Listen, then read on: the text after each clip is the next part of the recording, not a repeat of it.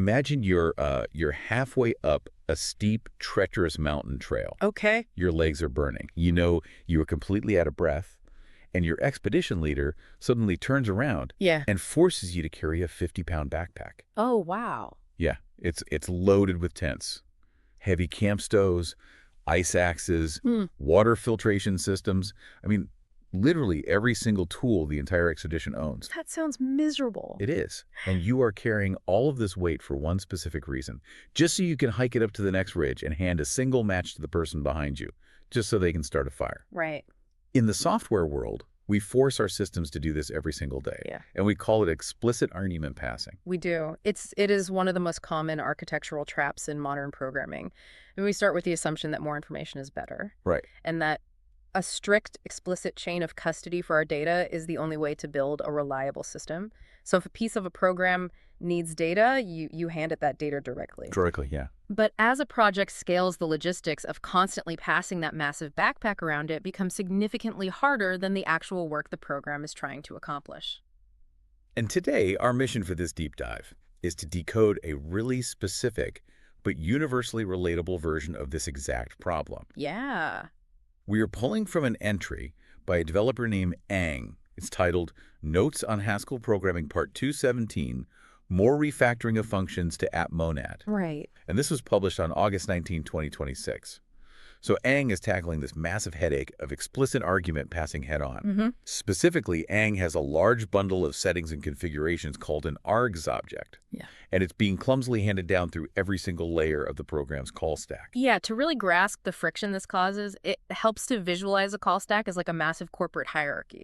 So the CEO gives a directive to a vice president, Right. who delegates it to a director, who hands it to a manager, who finally passes it down to the intern, who actually executes the task. The one doing the real work. Exactly. In programming, functions call other functions, creating the stacked hierarchy. So Ang was dealing with a situation where this giant args object had to be physically handed through every single level of that management chain. Okay, let's unpack this because Ang points out something crucial in the notes. Many of these functions in the middle of the stack, the directors and managers in your analogy, they don't even care about half the options contained within those arguments. No, they don't. They are just middlemen carrying the heavy backpack. Every time a developer writes a new function or modifies an existing one, they have to wire up that heavy backpack. Right. Even if the function has absolutely no use for 90% of its contents, it just creates unnecessary clutter and slows everything down.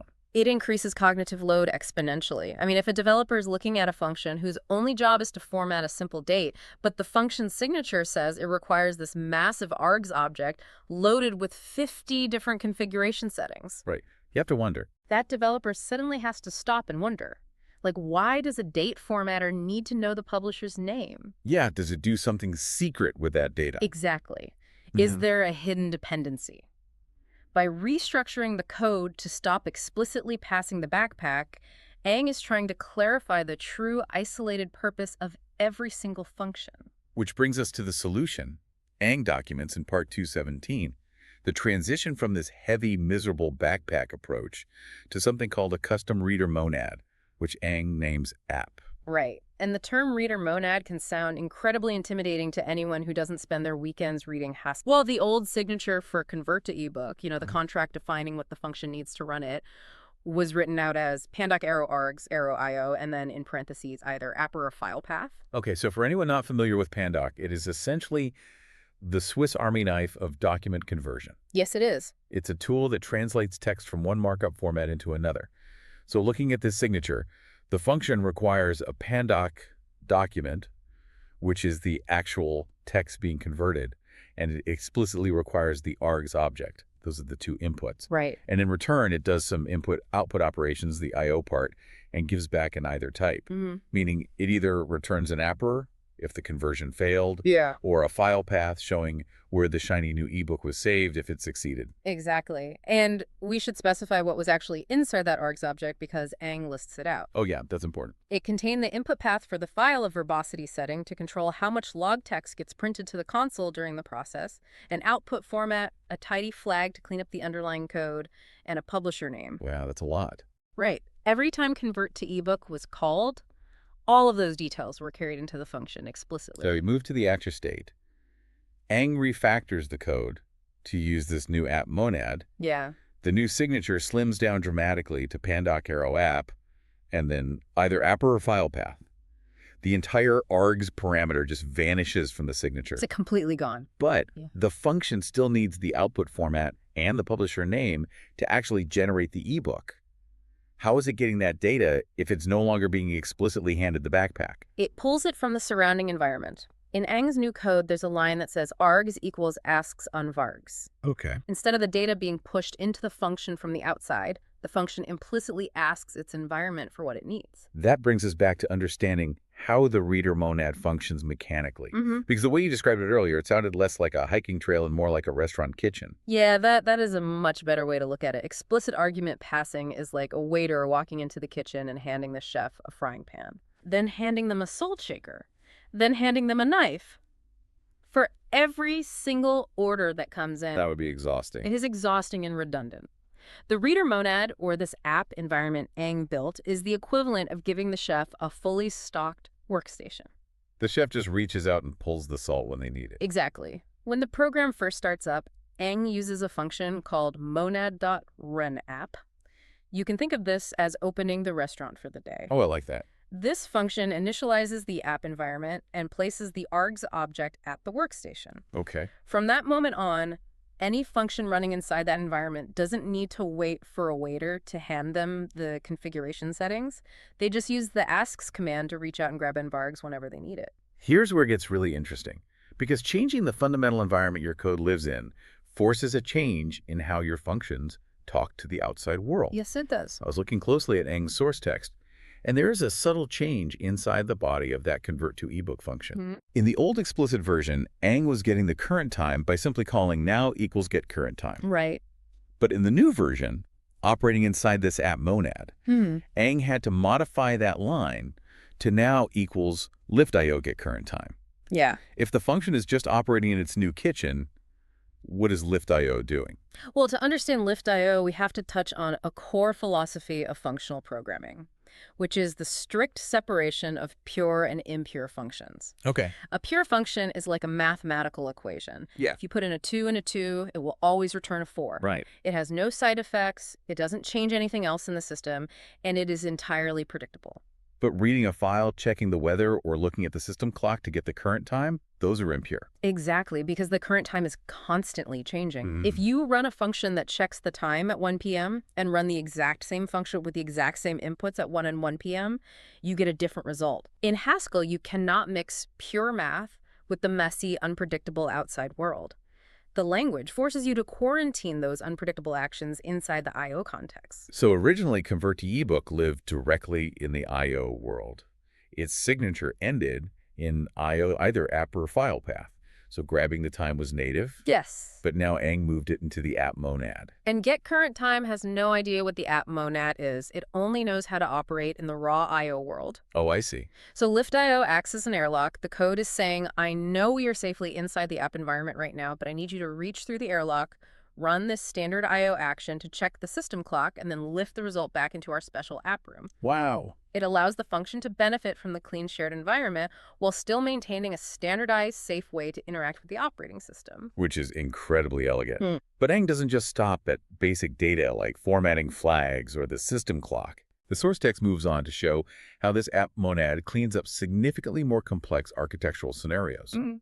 Which brings us to the second code diff, which deals with system process runners and testing. Yeah, this is where Ang's refactoring goes from being a nice syntactic convenience to a genuinely powerful structural choice. Ang tackles a function called open ebook. Let's look at the old signature first because it is notoriously clunky. Okay. It was open ebook and then parenthesis string arrow list of string arrow IO and then another IO either apperer. Right. The file path part makes complete sense. The program needs to know the path of the file it is supposed to open. Yeah. But that first part is a mouthful. Right. String arrow list of strings arrow IO. Ang notes that this is a callback function. Right. The code was explicitly accepting a system process runner callback as an argument just to open a file. Why would anyone write it that way? Right. I mean, why not just write the code to trigger the operating system to open the file directly inside the function itself? Because of automated testing. This touches on continuous integration and continuous deployment, or CI/CD pipelines. Right, right. When you build a complex piece of software, you write automated tests to verify that your code works every time you make a change. Sure. These test suites might run hundreds or thousands of times a day on remote build servers. Okay. So when you are running a test to see if Open ebook correctly formats the command to open a file, you absolutely do not want your computer or the remote CI/CD server actually opening up 1,000 PDF reader window. Oh my gosh, the build server would crash. Exactly. It's running headless. It probably doesn't even have a PDF reader installed. Right. And even if it did, rendering 1,000 graphical windows would bring the pipeline to an absolute crawl.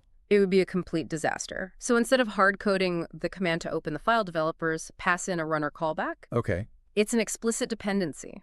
In the live real-world application, you pass in the actual runner that triggers the operating system to open the ebook on the user's screen. Right. But in the testing environment, you pass in a mock runner. A mock runner. Yeah, it acts like a stunt double for your code. I love that. The mock runner intercepts the command records that the function tried to call it with the correct file path, and then quietly does absolutely nothing. But because Ang was using explicit argument passing, that stunt double had to be physically handed down through every single layer of the application, just in case a function deep in the stack needed to open a file. Precisely the issue. The function signature was bloated entirely to accommodate the testing environment. Wow. But look at the new way. After Ang refactors Open ebook to the app monad, the signature slims down to just Open ebook, arrow file path, arrow app, either app error. The entire callback parameter is just gone. Completely gone. Just like the args object, the runner callback has been absorbed by the environment. Right. Inside the new function, the code simply says runner equals asks unvopen. Right. It implicitly retrieves the appropriate runner from the app monad workstation and then uses that lift.io airlock trick to try running the command. And testing becomes effortless.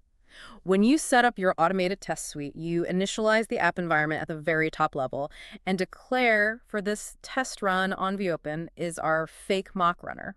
Right. You configure the kitchen one. Any function anywhere in the hierarchy that needs to open a file will automatically pull the fake runner from the environment. That's amazing. You no longer have to manually thread that mock object through 50 different function calls. So what does this all mean? I have a bit of a pushback here. Sure.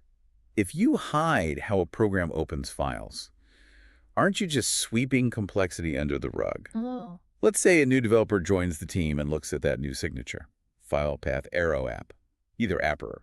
There is zero indication in that contract that this function triggers an external system process. That's true. How does this actually make a developer's life easier when they're trying to debug a failure?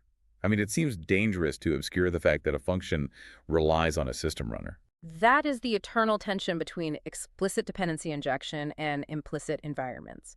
You are absolutely right that it requires immense discipline. Right. The trade-off for this clean, beautiful code is that the dependencies are no longer immediately visible in the function's contract. Yeah. The new developer has to read the internal body of the function to see the asks on vOpen line, or they have to deeply trust that the app environment has been constructed correctly before the function is ever called. Which is a big leap of faith sometimes. It is. If the environment is misconfigured, the code will fail, and tracing why it failed can be harder because the dependencies aren't mapped out in the function signatures.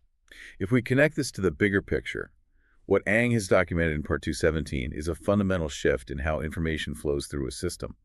Ang has transitioned the architecture from a push model to a pull model. Exactly. In the push model, the system acts like a micromanager. Right. It pushes all the context, all the configurations, and all the tools down the chain of command, forcing every component to carry it, whether they need it at that exact moment or not. Just lug in that backpack. Right. In the pull model, the system provides a rich, well-stocked environment. When a specific function is ready to execute its specific job, it pulls exactly what it needs from the ether. It inverts the control. It does. Yeah. The individual components become lighter, much more focused, and significantly easier to refactor. And this concept of push versus pull is why anyone listening to this deep dive, I mean, even if they have never written a line of Haskell in their life, they should care about Ang's refactoring notes. Absolutely. Because this is fundamentally a masterclass in managing cognitive load. And it scales to almost any human system.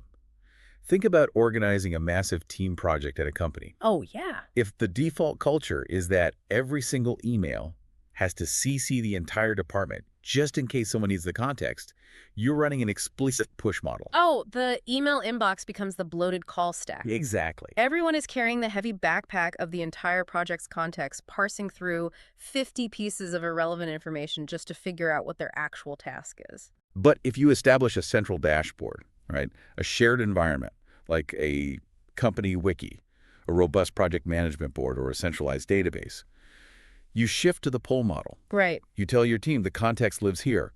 When an employee needs the timeline or the budget or the client's contact info to complete a task, they don't wait for an email to be pushed to them. No. They pull it from the environment.